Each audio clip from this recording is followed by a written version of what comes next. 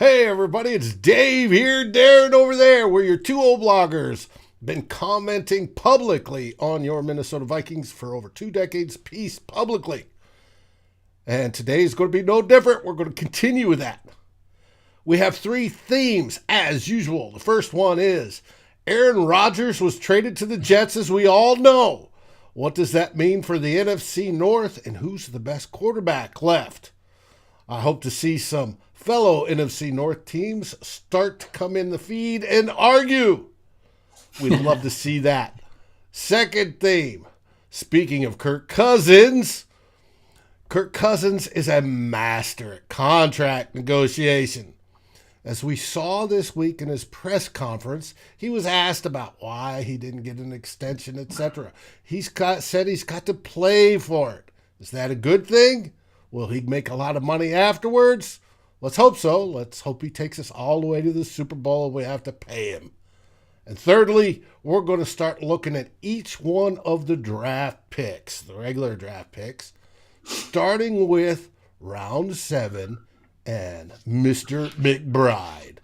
Is he our running back of the future? We're going to find out next on Two Old Bloggers.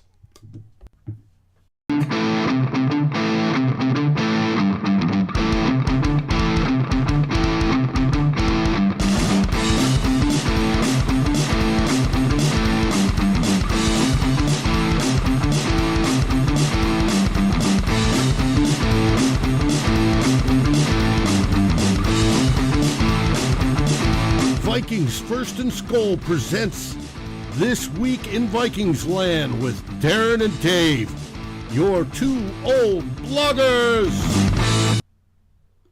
Hey everybody, Dave here once again. We're about to get started, but first, as usual, how are things in the Great White North, Darren?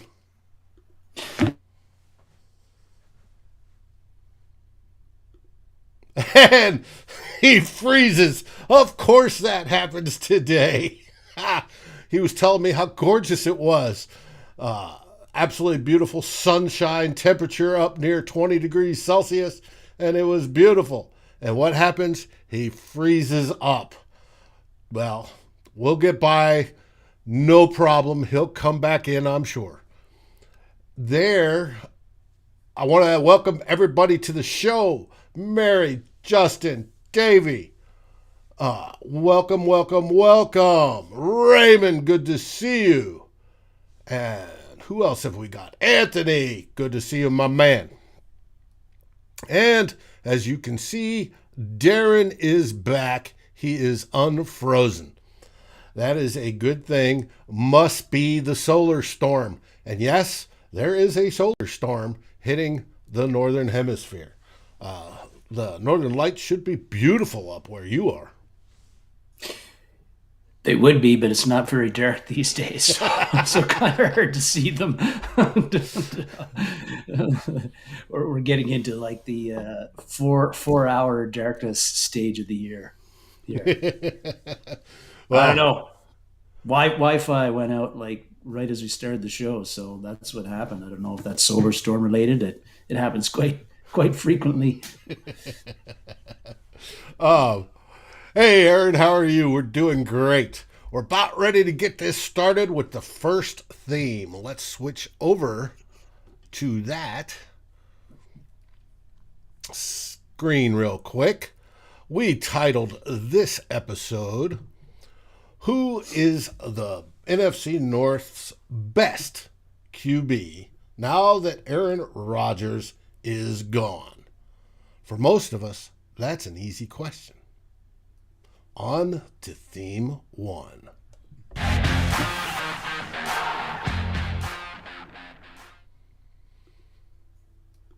Ding dong, the witch is dead. Yeah, damn straight, Davey.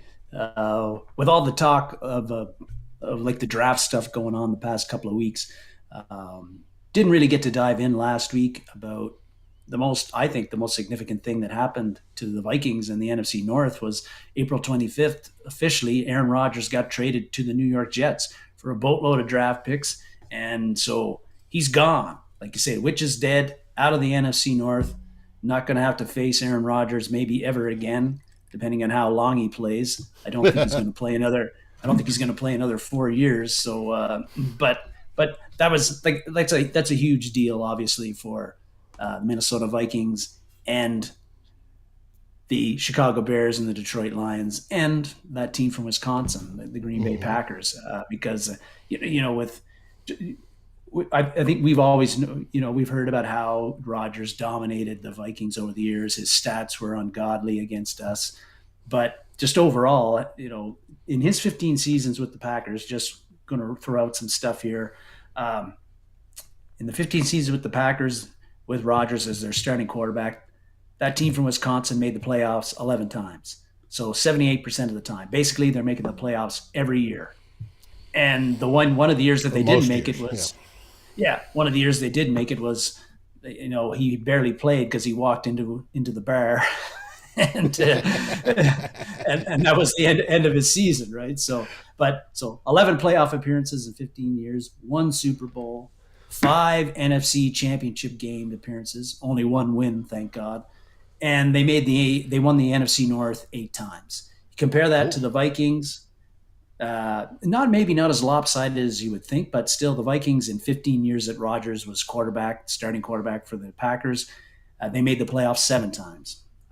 They didn't win a Super Bowl. I think we're all aware of that. They went to 2 NFC Championship games. One was a very close loss, and one was a horrific beatdown. And then they won the NFC North 5 times during those 15 years. Clearly, the Green Bay Packers were the dominant team in the NFC North during that time. Part of that is because they've been for a number of years a well-run organization, whether it was with Ted Thompson as general manager during that stretch, and then Brian Gutekunst, who's there now. Probably didn't pronounce his name right, but they've been a well-run organization. Yeah, they've been a well-run. Who cares what it's pronounced, Dave? But they've been a well-run organization, and that's partly done well drafting and developing players, acquiring occasional guys in free agency to help them. So that has helped them be the dominant team. But, quarterback is the most important position in the NFL. And they had Aaron Rodgers those whole 15 years. He was and having Rodgers meant you had one of the top 3 quarterbacks in the NFL. Some years he was the best. Mm-hmm. That's a huge, huge advantage for the Packers during that stretch. And not only was he one of the best quarterbacks in the NFL, which is a huge advantage, but he was far superior to most times to anything that the Vikings trotted out there, or the Bears or the Lions. So a doubly huge advantage within their division. Well, that ain't the case anymore, right? Rodgers is gone. Let's clap. Let's cheer. Rodgers is gone. They're turning the reins over to Jordan Love, at least for the time being. Jordan Love's got 83 career passing attempts going into his 4th season. A huge unknown factor. Just got extended too. Yeah, he did, but they did it in a way that it's pretty reasonable for them, and they don't have to pick up that 50-year option, which would be quite expensive for a guy who would be only starter 1 year, and you don't know what you're going to get. But Jordan Love, huge question mark as to what his level of play is going to be. Even if he becomes a pretty, a good quarterback in the short term, I have a hard time believing that he's going to play at the level that Aaron Rodgers played at in his 15 years with Green Bay. I think very few people would expect that he would do that. Considering or Brett Favre before that, yeah. Considering those 2 guys one's a Hall of Famer and the other guy is going to be when he retires. Mm-hmm. So that's going to be a step down for the Packers as a team, and that's a huge opportunity for the Minnesota Vikings right now. Coming off a 13-4 season, they've got a chance now with Rodgers out of the division to become, kings of the North. Not just the occasional year when the Packers have a down year or Rodgers gets injured and doesn't play very much, which happened in 2017. They've got a chance to be kings of the North, be that dominant NFC North team like the Packers have been, like the Vikings were in the 70s. That's the opportunity ahead of them. And they've got, I think, a head start on that right now, because at least coming up, because I think if quarterback's the most important position in the NFL, and it is, the Vikings right now, I think, have the best quarterback in the division. It's Kirk Cousins. He's shown that with his level of play. I think that you'd consider him to be the best quarterback in the NFC North right now, and that's an advantage for the Vikings. But he's not head and shoulders above, particularly Jared Goff. If you look at the way Goff has played the last year and a half with the Lions, and I can't believe I'm saying that, but like I think the stats show that, right? It's not that Kirk Cousins has played that badly. It's just that Goff has played that well in the past year and a half. So, that's a thing. And we also know that Cousins, he's going to turn 35 in August. He's not going to be around and for another decade. He's not going to be playing at the level he's played at, the previous 5 seasons with the Vikings. Who knows how long that level of play is going to be? Maybe the drop off is going to happen quite quickly. So we could go from having the best quarterback in the division to maybe the second or third best quarterback in the division in a short period of time. And the Vikings don't have that clear path to a succession plan for post Cousins. So, but if you look at the rest of the division right now, who would be that team? And this is going to pay me to say it. Who'd be that team that's got the franchise guy potential? And for me, that team that has the opportunity, that has that potential franchise guy would be, I hate to say it, but the Chicago Bears, because they got Justin Fields. I know his first 2 years have been pretty rough for him. He hasn't had much to work with in Chicago as far as offensive playmakers. But if you compare his rookie season to last year, he improved on his play, particularly in the second half of the season. Passing was a bit more efficient, again, with very little to work with on the outside and a horrible offensive line blocking for him. And the guy rushed for well over 1,000 yards. And if he hadn't missed the last few games of the season, he would have set a NFL record for rushing yards for a quarterback, I think. So, if you look at, when you look at the NFC North and the quarterbacks that are in play right now, Cousins and Goff are guys that you know what you got with them. They are who they are. Probably not really any upside to those guys. They're going to continue to play at the level or a little bit below what they're playing in the upcoming years. Jordan Love, just don't know what we got with him. Huge question mark there. Maybe he'll be good. Maybe he'll be a total bust. Hopefully it'll be the latter. But Fields is the guy who's young enough, talented enough, and has enough upside and potential that I think if you're looking at a guy, a potential franchise quarterback, a guy who can take a team and make them a perennial playoff and Super Bowl contender, I hate to say it, but it's the Chicago Bears, not the Minnesota Vikings right now, who have the opportunity to become perhaps the consistent kings of the North. Now that the witch from the West, Aaron Rodgers, is not there anymore. Complete their rebuild. I mean, they do. This year, the Bears went where a lot of the heavy bodies down on both sides of the line.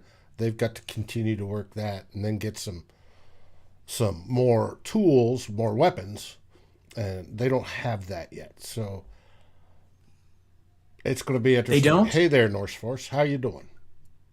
They don't, but they've made some steps in that direction with free agency and in the draft, and they're going to continue to do that from in next year and beyond. And for me, I'm not looking at just 2023 and even 2024, but I'm looking at, from 2024 up to 2030, really.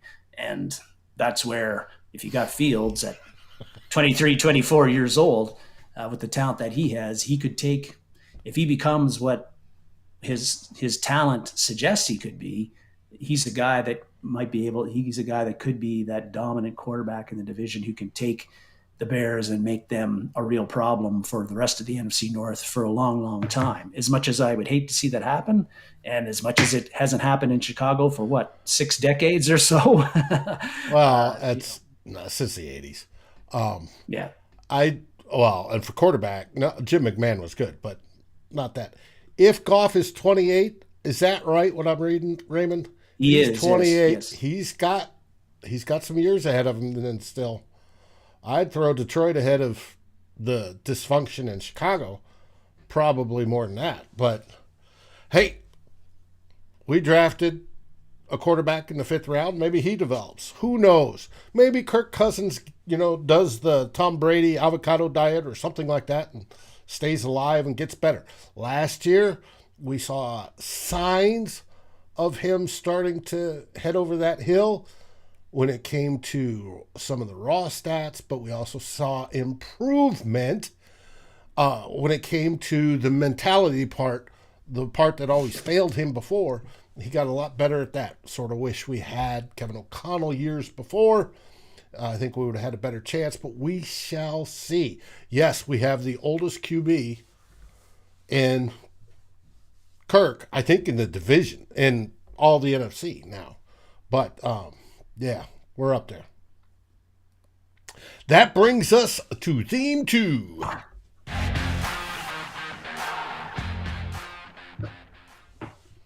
Speaking of Kirk Cousins, contract two-step. Indeed. Yeah. Yes, Dave.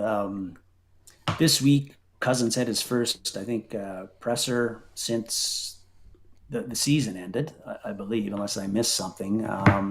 And so that, opportunity again to hear from Kirk and read the tea leaves and all that stuff. But there's certain things, Dave's, in an off season, you've seen it, where there's like storylines, there's things that hang over a team that can become distractions. And that's the last thing, I think, one of the last things a team really wants. A serious injury to one of your star players like Cousins is the last thing you want. But you don't want like the media narrative to be constantly about something negative about your team. And unfortunately for the Vikings, the potential was there was a potential for this, because you had with the way that Kirk's contract situation has played out, where the Vikings decided, or both sides decided, that they weren't going to extend him again, at least not at this point. And what they did was they reshuffled some money around in his contract. They which was good. It gave the Vikings some cap space, which they really needed. They added some void years to Kirk's contract, but they didn't extend him, and so essentially he's set to be a free agent after this season, depending on what goes with the contract. So that has led to a lot of speculation, as we know, about that Cousins, after this year, the Vikings are ready to move on from Kirk. He's done after 2023. They're going to go in another direction, which is what some fans have been crying about for, seems like, since he got here. Or before. Or before, yeah. We'll see. And we'll still have to pay for him next year, no matter what. Yep. $28.5 million, no matter what. Boom. Mm-hmm. But that sort of thing can be something that is going to keep on getting asked over and over and over through the season. And depending on the locker room you have and the type of players you have, that can become a bit of a sore point and even a fracture point for teams in the locker room, especially if sometimes when players get asked about this sorts of thing in the off season, what they say, a comment or two here and there, can allow that storyline to like just live on and on and on. Get fertilized and grow. Yes, and so the head coach always has to speak about it almost every time they go to the podium. The player in question does. It's even some of his teammates have to answer to it, and that can be really annoying for them. And again, I think it can lead to one of those distractions that teams don't want. Well, Cousins this week in his presser, I think he got asked those questions as we knew he would, and he handled it like a first ballot Hall of Famer. I thought he gave a master class on how players in the NFL and the rest of professional sports should handle questions about what's your how do you feel about your contract situation, and I wanted to talk about that because I think it's important. I think it's important for the unity of the team. I think it's important to put that fire out as best you can, as early as you can, and just get people focusing on football, on what's happening on the field, and not what's happening off the field, like contract situations. I don't know if everybody saw what Kirk said. There was lots of stories about it, but the first thing that was really important for Kirk to say, And we know a lot of these guys get media training, especially the people that are going to be up in front of the podium all the time, like the quarterback, like the face of your franchise. But the first thing he said was, well, when he got asked about his contract situation was, well, really, I'm just looking forward to this year, this season and playing. And that is important because that's exactly the same message that Kevin O'Connell and Kwesi Adolfo-Mensah have given the public and the press when they've been asked about it this season. And that's important because it shows they're all in lockstep on this and giving all the on the same same message. page. Same page, giving the same message to fans, giving the same message to the media that goes out to fans and everybody else. And it's also important because you don't have a star player contradicting what the head coach and the general manager are saying, which again will feed the fire and make something a distraction and a controversy, and puts the focus on off the field crap. Puts the focus on off the field crap and not on the field where it needs to be. So that was big. I thought that was an important thing for Kirk to say. A couple of other things I liked about how he handled those questions was he showed a lot of, I think, humility and self-awareness in his answers. The big thing he said was, in the NFL, like, there should never be any entitlement by a player. So, and I thought that was a huge thing to say because basically he's saying again is that, hey, I am not entitled to a better contract. I'm not even entitled to a starting position on this team unless I earn it, unless I prove that I deserve a better contract, that I deserve to be the starting quarterback of the Minnesota Vikings. And I think that that's, again, an important to let the fans know, to let the media know, and let your teammates know that, hey, I am not above the team. I do not think I deserve more than what I earn. And that's, I think, goes in total opposite to how we've seen some other quarterbacks and players, attack that kind of situation. Like the guy we were just talking about earlier, Aaron Rodgers, who's got like a wish list of players that he needs, when he moves to a new team. Right. He wants all his receivers that he liked. Yeah. And even his last few years in the Packers, where he'd be like displeased about who they drafted or who they didn't draft. Well, Kirk Cousins isn't having any of that. And I think that is big in his comments and what he said, and really will go a long way to showing you're a team leader and showing that you're on the same page with everybody on your team and in your front office. And I think it's also something that the fans like to see. It's important that they like to see that the player recognizes that if he doesn't give his best effort every practice, every film session, every game, every season, then that player expects that he is going to potentially be replaced, that he potentially is going to be playing in a new town, that he potentially is not going to get that big fat contract extension that he would like to get. I think fans will appreciate that. And I also think that those were words that Kirk Cousins said, and words are wind, like George R.R. Martin says in the Game of Thrones books. But I think that Kirk Cousins, that's not BS from him. I think he actually believes that because if you look at his career, he talked about it in the presser. In high school, he coming into his last year, his senior year, he didn't know if he was going to get any scholarship offers. Coming out of Michigan State, he didn't know if he was going to get drafted really, or where he was going to get drafted. When he got drafted, he wasn't a high draft pick, and there was a quarterback picked in the first round, high in the first round, ahead of him. So he is, and then when he finally became the starter, the team that drafted him wouldn't commit to him long term to be their starting quarterback. So he's had to constantly prove that he belongs, that he deserves to be where he is, and I don't think that is going to be something that's going to leave him. So when he says, I have to earn it, I have to prove it, I have to win football games, I think he believes that. And, along with it being a great message to send out to everybody, I think he actually believes that, which I think has also helps him in the locker room. I think that's one of the things that we've seen him grow over particularly last year, is that he's become, I think, much more comfortable being that face of the franchise and being the guy that is expected to speak on the state of the team. And I think that Kevin O'Connell coming over and believing in him has made a big part of that. I think, the other big thing that he said in that presser was that when he got asked, do you want to stay here? He said, absolutely. I want to be in Minnesota. I want to end my career here. Now, we don't know how much what it's going to take to keep him here. It won't be cheap if it happens. But again, that's something that fans love to hear. They don't want to hear a guy humming and hawing and saying, I don't know, or I don't know if this team appreciates me enough. They got to show me the love.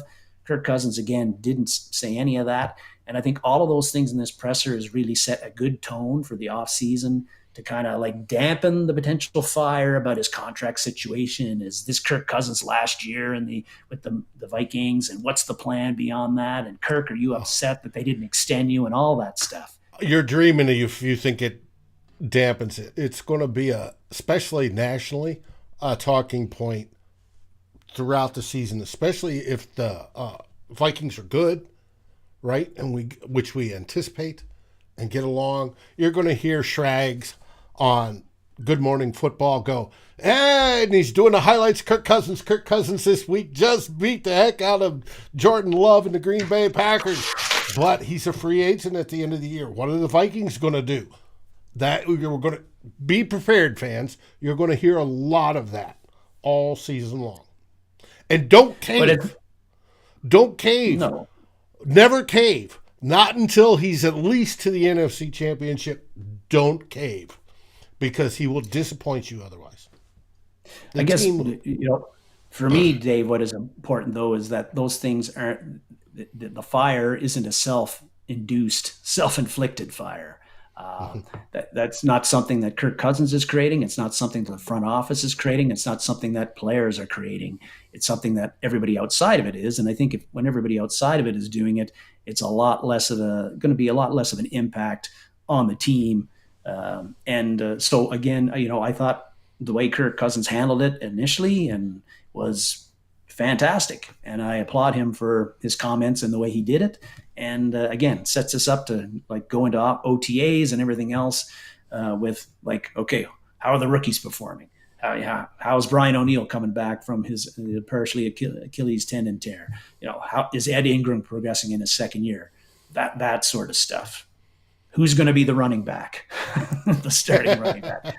We'll get into that in theme 3. I do want to answer or acknowledge. Aaron said he didn't sell his house. Yes, Aaron, you are 100% correct. I actually think he and his family love being in Minneapolis and the Twin Cities area, living up there. I think the memories they're generating, the kids are probably in very good schools. I actually think they love being there. Now, if he does great, like we all hope this season, and we go a long way, NFC Championship, Super Bowl, win the Super Bowl, maybe he'll give a hometown discount for once. Who knows? We shall find out. But if not, he knows he's on his last year, and he has motivation. Let's see how he plays in a contract year. It's going to be interesting.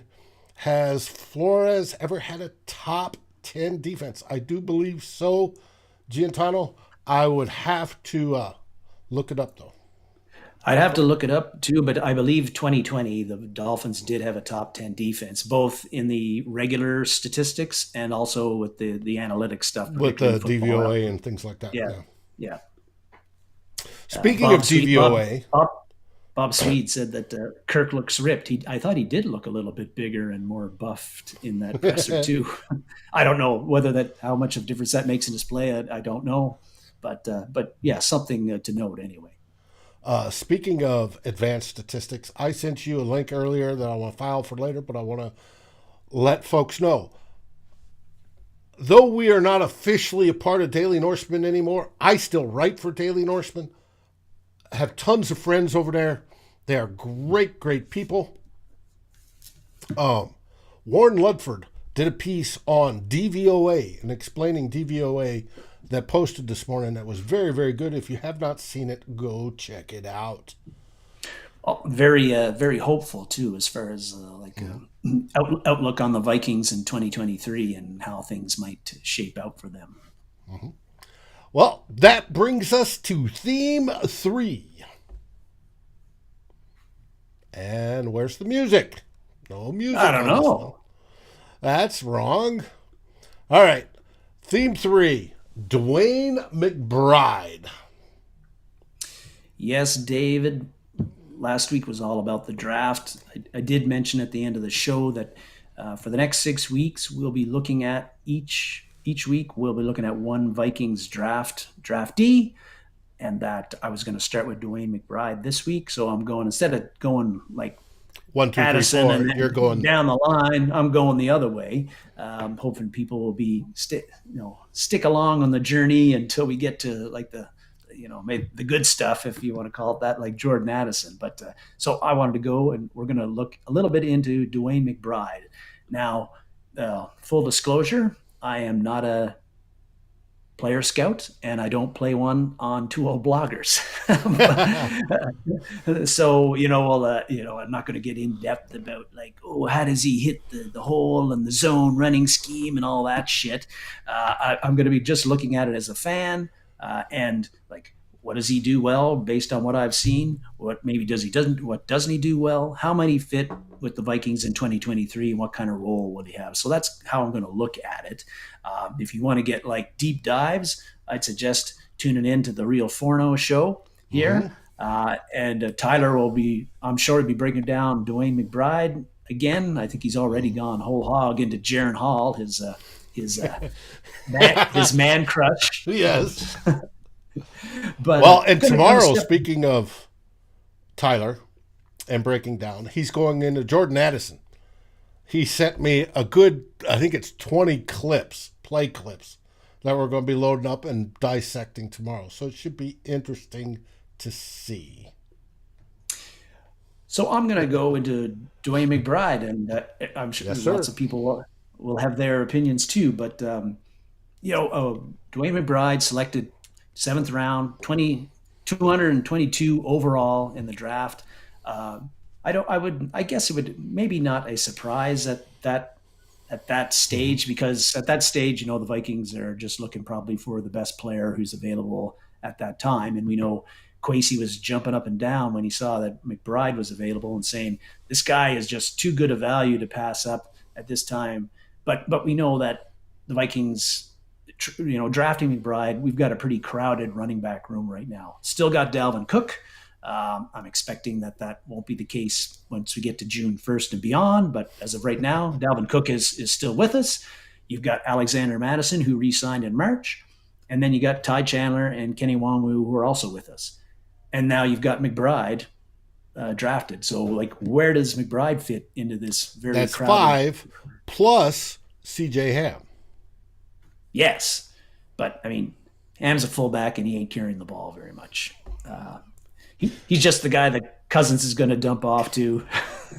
He can catch the ball, and he's special teamers. Yes, we know. And he can block like a mofo. I love CJ Ham. Anyway, so, just a few things. Dwayne McBride, just kind of a few facts about him if you haven't already looked at it. But McBride is a 3-star recruit coming out of Vanguard High School in Ocala, Florida. So as a 3-star recruit, not highly, like, it's not a 1-star, but he wasn't like a stud 5-star guy. And that's probably why he ended up at the University of Alabama, Birmingham, is that he's a 3-star recruit. But, 7.3 yards per carry average during his career. That is smoking good. Actually, that's 11th best all time in FBS history. The downside of that is I was looking at those top 11, and there ain't no Hall of Famers amongst that. Reggie Bush was there, Javid Best was there, Greg Pruitt was probably the best. I love Greg Pruitt. I saw him as a kid in Oklahoma. 1970. Anyway, but still pretty impressive. His 1,713 yards last year was 3rd best in the nation. He also had 19 TDs, which is a ginormous amount of rushing touchdowns. Pro Football Focus had him graded 94.1. So that was 3rd best amongst running backs that they graded. The only guys that were better were Blake Corum from Michigan, who's really good, and Bijan Robinson. Bijan Robinson, who you might remember got picked like in the 8th overall or something like that in the first round. And Drew, I do see that you're there. And Bijan Robinson's considered like one of the best running backs, probably the best running back to come into the draft since Saquon Barkley. Or at least since Adrian So Peterson, yes. yeah, so that's pretty good company to be in. And Also, as North Force says, it's the yak. His yak number is stupid good.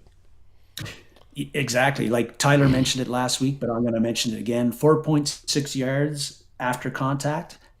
That was highest in the nation. And super, super strong. He benched, I think, 385. He's benched 385. Now, keep in mind that he weighs 210 pounds. So he's like benching, that's a large, like he's benching well, Almost almost two double. times his weight, Mm-hmm. almost double his weight. Had And he a doesn't clean jerk. look at this image. He does not No, look that big, upper benching body wise or 385, thighs. That squatted 550 apparently. So he's got great natural strength. Like you said, he doesn't like Dalvin Cook looks more ripped than Dwayne McBride does, but really strong. So a super productive back, very strong. Looking at the looking at the kind of game highlights that I was games that I was able to see, his the strengths that are mentioned in his scouting report are pretty apparent. Like mm-hmm. the talk of you'll read in every scouting report on Dwayne McBride is that contact balance is unreal. And when I was watching his games against Georgia Southern, against LSU, against Western Kentucky, there was a couple of others, Louisiana Tech. Like that is true, very true. Rarely does the first tackler, take Dwayne McBride down. And even if they do stop him, arm tackles just don't work on this guy. And even if they do get him down, he's never just stopped in his track. He's usually taken that tackler and others for a yard or two ride. That's a positive. And I think that's where his availability to spin, or not availability, abilities to spin is remarkable. If you ever watch his clips, the dude's a spin meister, like Chuck Foreman. Yep. It's just blam, blam, blam, blam, blam. And that helps so much because it's hard to tackle somebody that's spinning. And I think, but that speaks to his balance too, right? Like he's spinning sometimes off a tackle. Instead of getting bounced back or knocked down, he's able to stay upright, spin, and get a bigger gain. So, that's something that's going to be tough for NFL defenses to deal with, especially because tackling in the NFL right now is probably at maybe the lowest it's ever been. Like NFL defenses are not tackling very well. If he's like Barry Sanders, that would be something, Davey. Barry Sanders was the most elusive back I've ever seen in my life. He was unbelievable. Him and Sweetness.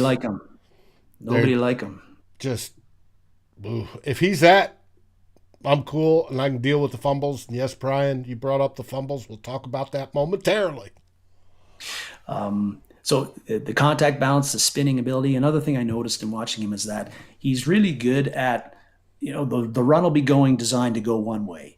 Mm-hmm. Nothing's there. Dwayne McBride will like stop on a dime and he'll reverse field and go to the weak side. And he's able to outrun the pursuit, outrun the angles, and get a good positive gain a lot of the time. Now that's a risky thing to do at the NFL level because sometimes that can lead to losses, but also backside defensive end going lunch. Yeah, exactly. But on the same point, like at the NFL level, you got to be able to recognize when reverse field and hit a hole on the weak side when something isn't there where the play was designed to go. That's something that really stood out for me to McBride. Another thing was that, like, really, he's 5'10", about 210, 211. I think he weighed 211 or something, 212 at the combine. Right. So, but he's not like the 6'1" Adrian Peterson, big back, or Derrick Henry, 6'3", 250-pound big back. But because that size helps him, because he's got that weird ability to, there's like this little crease in the offensive line. He sees it and he can kind of get through it, wiggle through it, move his body in a way with forward momentum, and then pop out the other side and get a positive big gain out of that. That was something I noticed that he's got a real good ability to do. And the other thing is that he's been criticized for not having the home run he's not a home run hitter. He doesn't have the home run burst. That is true. You'll see that often he gets caught from behind on his long runs. So he's not like Dalvin Cook, who once Dalvin Cook is gone, he's gone. You ain't catching him. Or Adrian Peterson. Once he's gone, forget about it. Dwayne McBride is not that kind of guy. But I don't see that as a big deal. Like, he still, in what I watched, got lots of big chunk runs. And so, yeah, they're not turning into touchdowns all the time, but they're still huge positive gains, and he got a lot of them. And so I think that, it's not like he's not hasn't been an explosive back at the college level. He has been, just he doesn't take it to the house a lot. I do want to address the argument going on. If you notice, when we talked about the best backs, and we're talking about the shiftiness, and we talked about Barry Sanders, I did mention and Sweetness, because those two backs, they're special. Now, everybody's arguing, was Sweetness better than Sanders or Sanders better than Sweetness? They're both fantastic. They're both, those of us that are old enough and privileged to remember watching them, God, they were great. So, and those that are not that old, I suggest you go onto YouTube and look up some of those films. Look up the highlights of Walter and look up the highlights of Barry and look at them both. And they're just things of magic and beauty. By all means, do that. Unfortunately, you'll see a lot of photos of Minnesota Vikings defenders not taking them down in those highlights too. But anyway, so those are the strengths that I've seen of McBride. The weaknesses are like the one thing, and it's been brought up a number of times, is that we don't pass catching. He caught 5 passes in 3 years at University of Alabama, Birmingham. We talked about that before. He only got targeted 9 times. That is like a ridiculously low number. University of Alabama did not throw the ball very much. I think they averaged over multiple years. Yeah, they averaged 28 pass attempts last year. But so the thing is that nobody knows if McBride can catch the ball out of the backfield, and that's a huge downgrade for him in today's NFL. You need a running back who can run the ball but also be able to catch it. The thing is, I don't think we know if UAB didn't throw it to McBride just because he can't catch, or they didn't throw it to him because there was no point. He just handed the ball and he'll get. Well, that was part done. of their offense. They were run. They were run first. They used him as a weapon, as they did. They weren't a traditional NFL pro style offense where you're throwing the ball. I think that's more on the offense. However, it does raise some red flags. And whether he can catch, I've been told he does have the dropsies. So he's going to have to learn on that. But he's got time. He's the 7th round. He does. Yeah, and that's what part of his offseason should be. If I'm Dwayne McBride, and I'm in every workout that I have outside of what the team is doing with me, I'm got somebody to throw me the ball and throw me in a way that you'd expect to get the ball in a Kevin O'Connell offense. And you just reps, so that you get comfortable doing it. And then afterwards, jugs machine. Boom, boom, boom. Yeah. And then in training camp and preseason, again, reps, give him a chance to get lots of opportunities to catch the ball under live fire, under guys trying to take his head off, and see how comfortable he gets at it.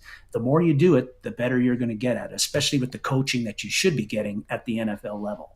So it's a concern, but I think that it's something that can be corrected. And he's just going to have to work on it. The same with the fumbling issues, David. He had 11 in his last 2 seasons and 5 last year and 6 in 2021. And we just know that ball security is so important at the NFL level right now. Games are so close. Teams just will not, tolerate a running back who puts the ball on the ground frequently. Like Dalvin Cook last year in 264 carries, fumbled the ball 4 times. And we as fans thought that was way too much. And that's in a 17-game season. So Dwayne McBride has got to fix this, because if he puts the ball on the ground a couple of times early in training camp or in preseason, he's not going to get on the field again.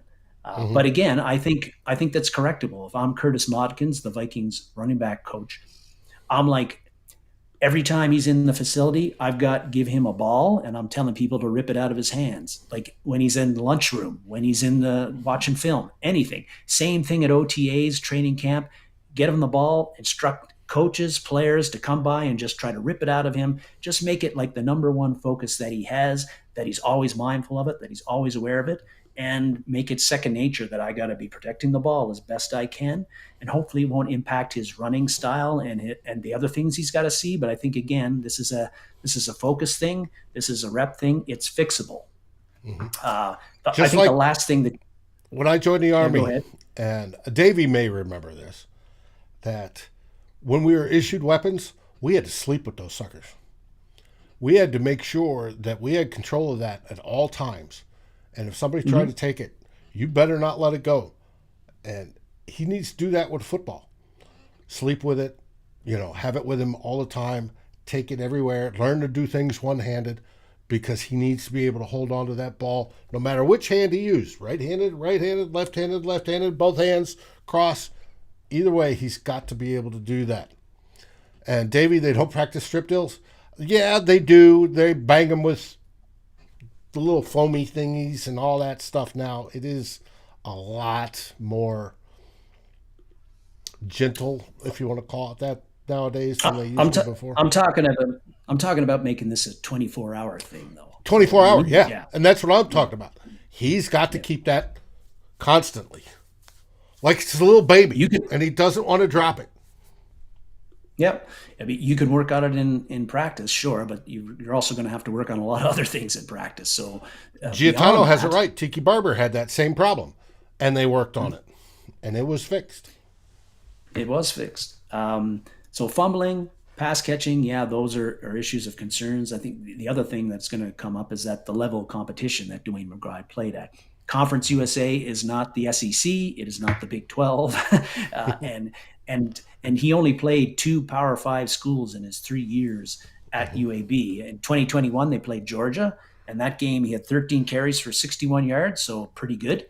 Last year, they played LSU, 13 carries for 34 yards, not as good. Now, the thing is, both of those games, UAB, as you would expect, got smoked.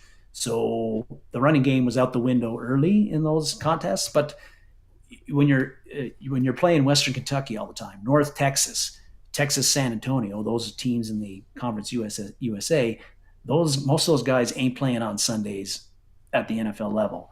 St. Mary's School for the Blind, like Michigan, always opens with. Yeah. The LSUs, the Georgias, the Alabamas, those are the teams, if you're playing them regularly. I think you're as a NFL scout, as an NFL coach and GM, if the player like Dwayne McBride is getting the kind of numbers he got against Western Kentucky, if he's getting those against Alabama and LSU, you're like, yeah, man, this guy is going to produce at the NFL level. I'm very confident about that. So I think the level of competition is something that we're still going to have to sort out, but and that's a concern. But we've seen lots of guys from small schools who take it to the next level, and they do well. And I feel with his strength, with his running style, in the right situation, he's comfortable in running all kinds of different schemes, particularly the zone running scheme. He was mostly aligned in like a pistol or shotgun formation, so he didn't get the ball from a quarterback under center like he's going to do in Minnesota. So that's another thing. But he's got a lot of strengths. I think the thing now is like what is his role going to be with the Vikings in 2023? And if Dalvin Cook stays, which I don't think is going to happen, I don't think he's going to have much of a role. No running back besides Dalvin Cook is. But if Dalvin Cook is gone, his first order of business is beat out Kenny Nwangwu and Ty Chandler, and then go from there. Because I think Madison, if Cook is gone, Madison's probably the starter right now, but not necessarily the starter in game 3 or 4 of the season or whenever. That's where McBride, if he can show, and he's going to get a lot of playing time in preseason in those 3 games. If he really shows, if he really does some things that make you go, wow, then he's going to be, and he doesn't put the ball on the ground, I think that he's going to quickly emerge as a guy who's like the number 2 running back behind Madison, and maybe challenging for more. Ty Chandler may have something to say about that. This is going to be one of those battles when we go through camp in the preseason to watch. that we're going to highlight because it's going to be fascinating to see how these guys are competing against each other. Who does best? We're going to be sitting there watching these preseason games and going, this guy got so many carries, he did this. This guy got so many carries, he did that. Which team was he on? Was he on the first team, second team, third team? Love the allergies in the spring. Yeah. And got a deal. But this is one of those areas I look forward to watching this fall. Let's tag it to say, hey, this is going to be one of those competition in the groups that's going to be fascinating to watch. And it's not going to be boring or left to guys that like to focus on, let's say, the offensive line, right? There's no competition on the offensive line this year. Yes, am I going to watch the offensive line? Oh, absolutely. Is there any big battle for it? No. So I'm going to be looking at there's battles. When it comes to the offense, there's battles at running back, and there's going to be battles for number 2 wide receiver to see who goes there. But at running back is going to be really fascinating because it is basically wide open. We expect Alexander Madison to win it because of what they paid, and he's been around, and we know what he does. But that whole backup situation, whether it's Kenny, whether it's Ty, whether, it's the new kid, it's going to be fun to watch. And with Dave, with the high rate of injury at running back, that your starter, there's a good chance that starter is going to miss a game or 2 or maybe more, and you're going to need running back 2 or maybe even running back 3 and running back 4 to get a significant amount of snaps, and they got to be able to perform when they get them. Mm-hmm. Aaron's drinking Yingling beer today. For those that you were questioning what I was drinking, and Justin asked, I am drinking tequila. It is, we had Cinco de Mayo a couple days ago. I am carrying that on till today to help celebrate. The nectar of the guave plant is fantastic when it is fermented. Mm-hmm. Now, Aaron's excited to see Chandler. Aren't we all? Davey's talking about McKinnon. McKinnon, it was wonderful. He was with us, got injured, obviously, in San Francisco, and love to see his late career flourishing. He's got himself a ring. Happy for him. Other than that, he's no longer a Viking, so wish him luck, but that's it. Well, yeah, he hasn't done too badly for himself in Kansas City anyway. Nope.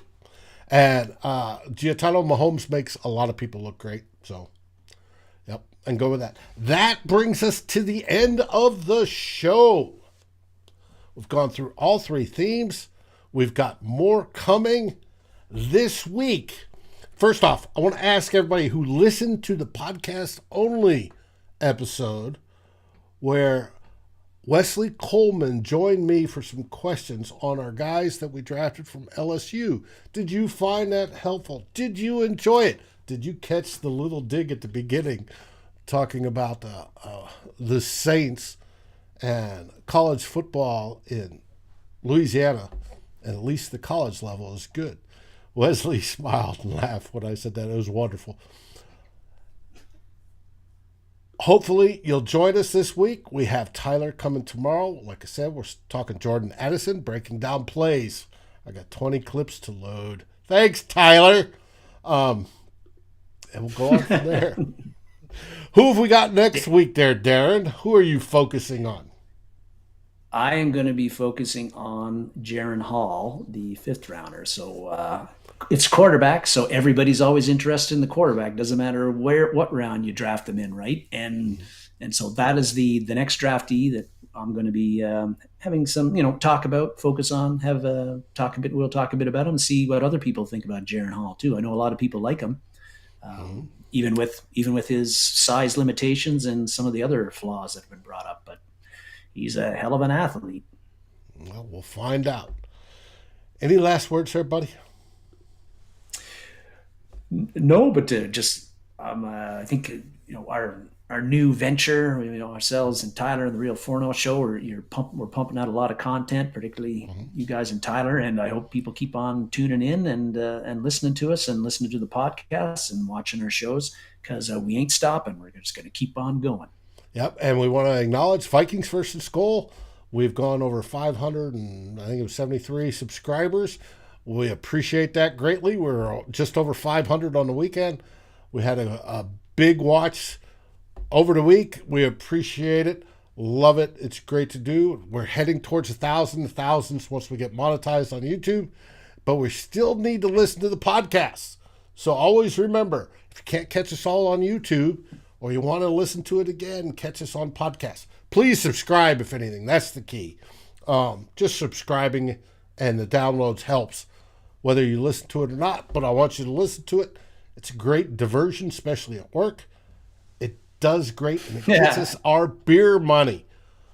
And both Darren and I appreciate the beer money. However, tequila's good too. So it is what it is.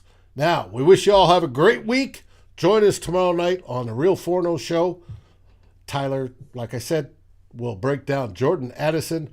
I don't know if he's going to have big a crush as he has over Jordan Hall, but we'll find out. Or Jalen Addison, Jordan Hall, whatever. A lot of J's. And we're going to have fun. Anyway. Jacqueline Roy, too. Yep. And next week, that's right. Next week, I do believe is Mother's Day, Brian. Thanks for reminding. Those that have mothers, please pay them the appropriate attention. And as always, what do we say, buddy? We say, SKOL Vikings, baby. SKOL Vikings!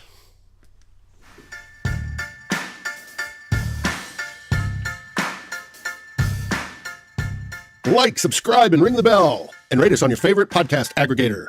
Darren and Dave, thank you for watching this episode of Two Old Bloggers. We look forward to seeing you on every show on the new Vikings First and SKOL. You can find our podcasts as part of the Fans First Sports Network. Sports takes for the fan, from the fan.